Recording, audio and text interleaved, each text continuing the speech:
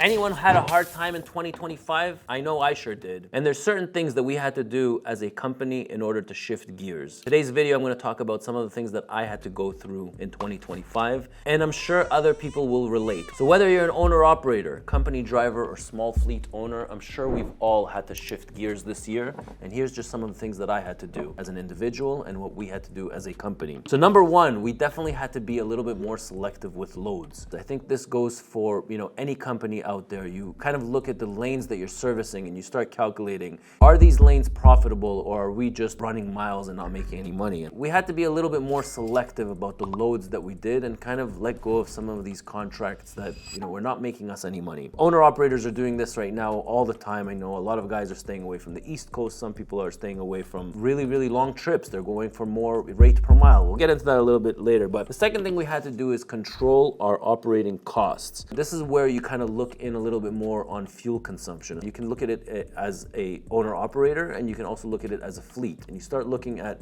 fuel consumption, you start looking at your fuel discounts, you start looking at where your drivers are filling up, which highways they're taking. Why are some drivers running at 7 miles per gallon and other drivers are running at 8.5 miles per gallon? And that can make a huge difference at the end of the year after running 150 to 200,000 miles. The third thing is that hard times make you think differently. So you start going into detail about your cost per mile. You start looking at how are you buying trucks. You start looking at what is the actual break-even point of your fleet. At what point are you making money? At what point are you losing money? What's your ratio between trailers to trucks? If you're an owner-operator, I've done multiple consultations with owner-operators where I'm telling them that, listen, you cannot afford to run under $2.25 a mile, or you can't afford to run under $1.95 per mile, depending on their lease payments. But when you factor in your lease payments, your trailer payments, owner-operators that have factoring, dispatch fee, when you start taking all that into consideration with your tolls, with your insurance, with your plates, there's so many expenses that we fleet owners and owner operators pay for, and you start thinking, you really need to narrow in on that break-even point of yours. And I feel like this is definitely something that we as a company have really, really, really gotten into extreme detail on what is, the break-even point of a company of ours. Number 4, when times are tough, you really want to try to stand out to a customer. And the only way you're going to do that is by providing phenomenal service.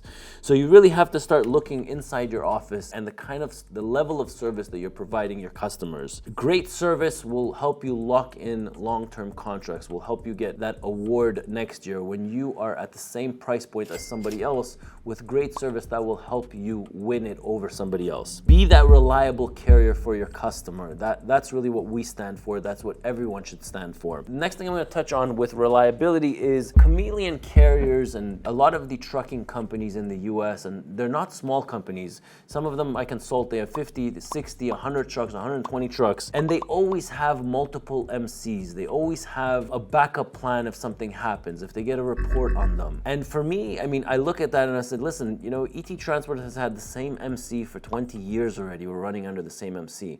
It's okay if you get a bad review. When you have 50 trucks, 100 trucks, let's take ET Transport for an example. 100 trucks, each unit does 2 outbound loads, 2 inbound loads. We're talking about 4 loads per week. Multiply that by 100 trucks, that's 400 loads. We're not talking even about the LTL, just full loads. 400 shipments, multiply that by 4 weeks in a month. There's actually 4.2, but that's 1,600 shipments. It's okay if you have one bad review, as long as you have, 4 or 5 good reviews. It builds character. It's okay to mess up on a shipment and get a bad review. I don't know why people, automatically shift gears and opening up new MC numbers and rerouting all their trucks. And I see this all over the US, and it's crazy how this is common practice in the US. Just make sure you have a good safety record. That's really what you need to have, and make sure you have your customers that you're providing good service to. Leveraging technology. Believe this or not, I still walk into offices that print confirmations. The amount of time that it takes to print a confirmation, to put it on a wall, those folders that we used to have probably 15 years ago. And it's crazy how there's a lot of offices that still operate in this way,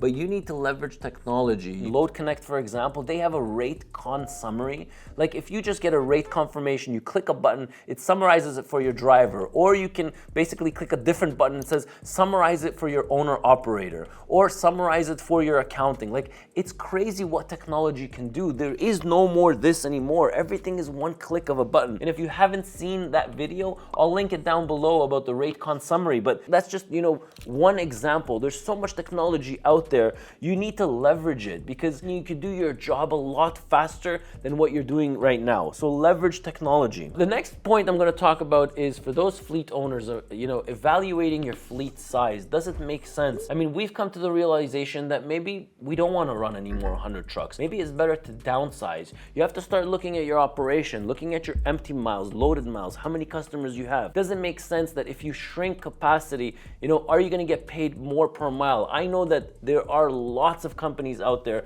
that are doing this. They are not purchasing newer equipment. They are holding off on the new purchases. They are running their older trucks longer, and they're shrinking their fleet size by 10, 15, 20%. Now, the outcome of this, if every single person does it, is capacity is going to shrink and freight rates are just going to skyrocket. When is that going to happen? I don't know. My prediction is end of Q1 of 2026, but who knows? But definitely evaluating your fleet size. Another example I'll give you when evaluating your fleet size, we as a company, we used to have 2.5 trailers for every one truck. So 100 trucks, 250 trailers. And what we did was after every quarter when we sit down and we look at the numbers, it's like, every quarter it gets worse and worse and worse and worse. And you think to yourself, holy how much worse can it get? So one of the things that we did is, we started taking down the ratio of trailers to truck from 2.5, then we went to 2.2. From 2.2, we went to 2. From 2, we went to 1.8. Today, we have 1.7 trailers for every truck. So you have 100 trucks, and today we have 170 trailers. Why?